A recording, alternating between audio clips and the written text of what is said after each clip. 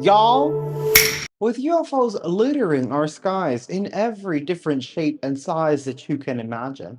And now, the UN activating global monitoring and planetary defense due to Threat Atlas, which they claim is still just a comet. I think that it's important that we start talking about the potential of advanced technologies, whether extraterrestrial or terrestrial themselves, and how things get covered up, not just from the skies, but from the tech that we have here on Earth, as well as look into the case of non human intelligence and see one instance of when it's quite possible that an alien actually reached out. Now, to start this, I'm going to present to you one of Amy Eskridge's clips. This is one of her final clips presenting anti gravity to a group of investors.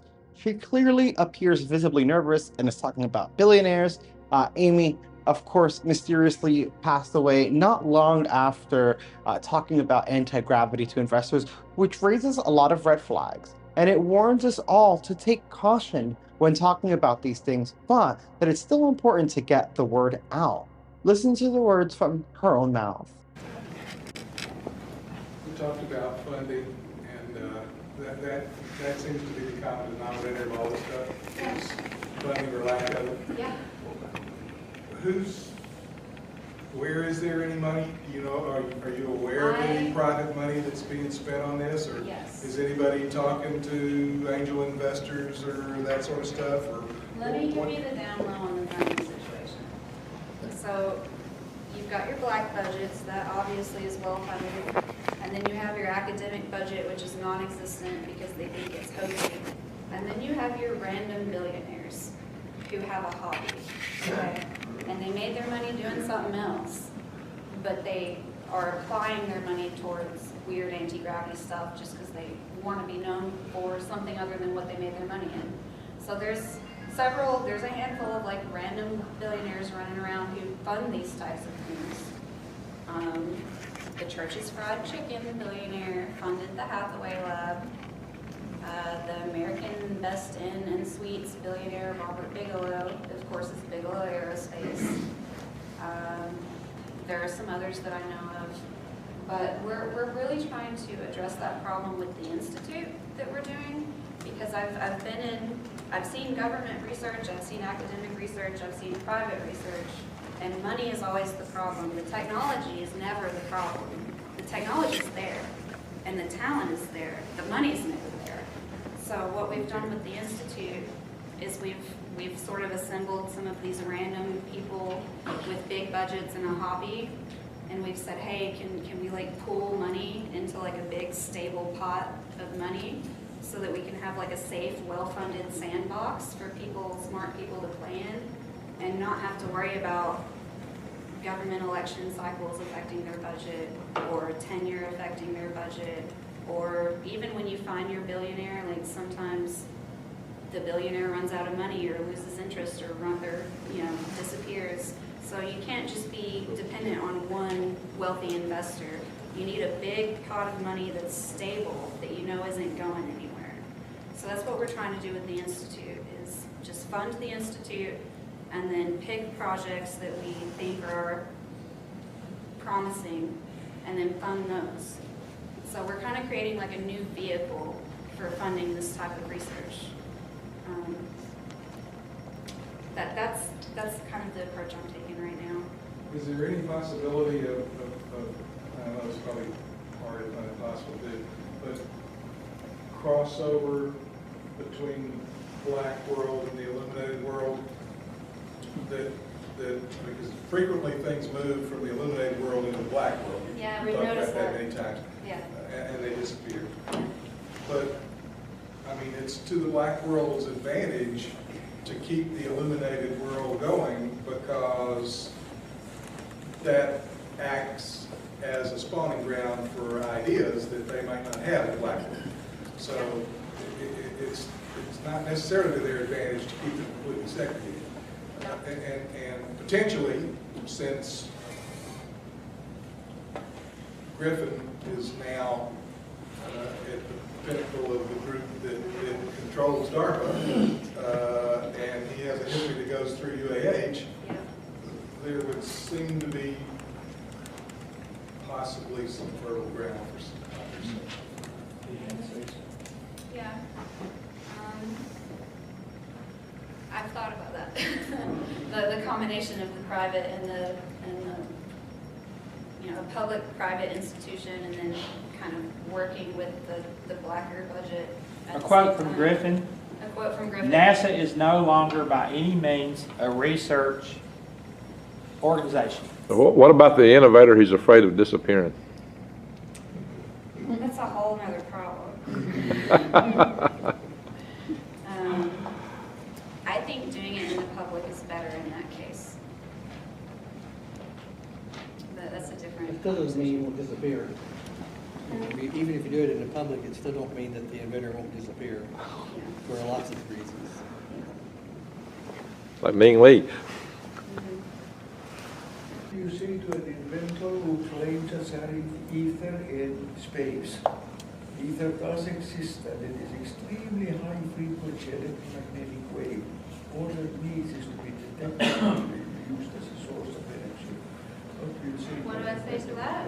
I would say I believe in ether, and I would be interested in talking about that. Yeah. Tesla believed in the ether. He was pretty smart.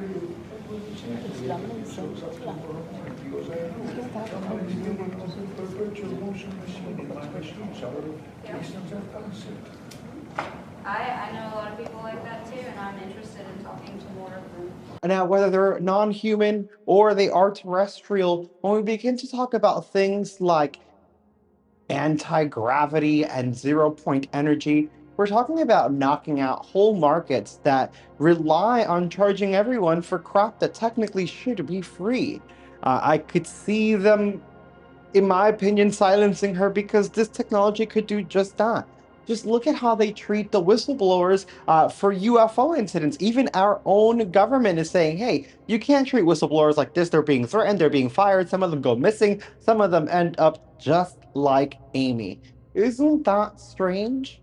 And it just makes me believe that there's much more to this technology than meets the eye. One of the reasons I think it's very important we talk about it. Because if Threat Atlas or any of these UFOs are interstellar or extraterrestrial, they are definitely implementing anti-gravity. And if we can implement and have that technology here too, we should all know about it. Now, of course, when I make a lot of these videos, I play off the assumption that we know nothing, because that's the answers they tend to give us.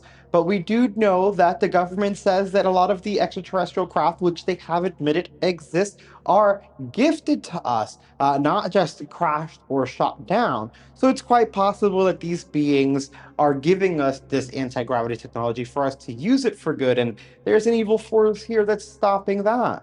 I find it really interesting that they don't like to talk about the passengers either, noticeably with the Roswell cover-up. That's a really big one. And even the things that we have from Ivan, where we see Skinny Bob, and everyone's like, oh yeah, that looks pretty real, and the government's like, no, it never happened. Well, there's another interview with an extraterrestrial being from 1997. Again, very much like Skinny Bob, this would be harder to fake. Actually, this would be much harder to fake, because while Skinny Bob came out in the 2000s, and it was harder, but there was somewhat advanced technology. In the 90s, we didn't have ish. Okay, we had tape recorders and pagers, and we were happy if we had that. So this would have been a much harder interview to fake. It's very famous. But in case you haven't seen it, get ready, because I feel like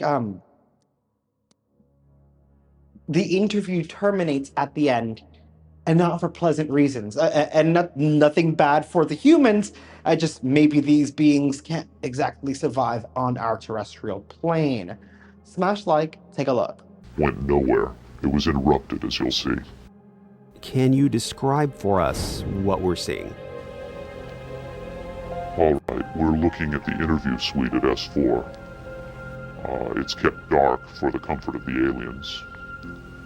The figure who is just barely visible in the left foreground is the telepath, and behind the camera is a raked seating area for observers.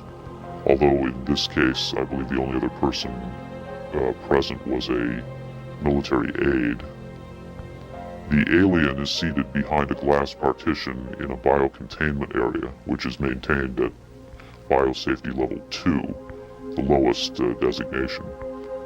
That's primarily for the protection of the aliens, not us. The theory is that if they were going to infect us with an alien bug, it would have happened 50 years ago. In fact, all the indications are the aliens eliminated microbial and viral life from their own ecosystem long ago.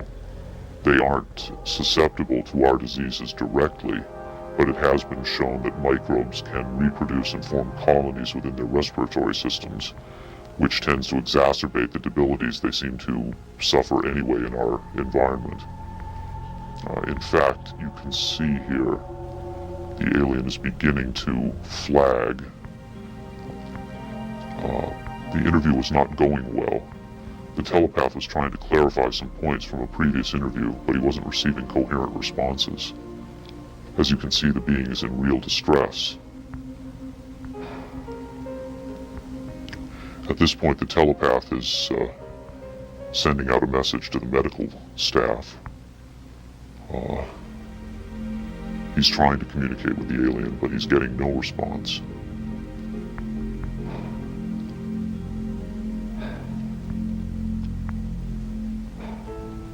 There's very little he can do. There's no direct connection between his space and the biocontainment area. That's the aide stepping in on the right. The medical staff should be there by now. They're slow in responding. There they are. I have to say the medical personnel at S4 are less than first rate. They tend to be selected for their willingness to keep secrets rather than their medical competence. By the way, he's not shining that light into the eyes. It looks that way, but in fact he's checking for hemorrhaging around the eye sockets and in the nasal cavity. I'm sorry. It's very hard for me to watch this. Absolutely fascinating. Many of you have seen some clips, maybe not have seen that full video, but it's circulated around the internet several times. It always goes viral, but it is a very, very old interview. And again, I find it very hard to fake. If you see like the convulsing when it's in distress, like it looks so authentic and genuine, and that thing looks like it was stressed out and suffering.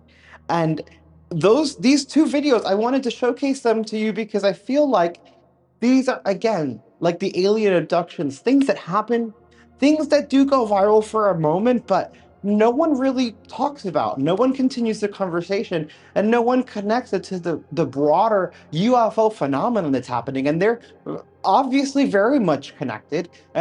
Together, I feel like can really give us a bigger picture. But I want to hear your thoughts in the comments below. What do you think about that? What do you think about the two videos I just showed you? Sound off. I'll see you in the next video.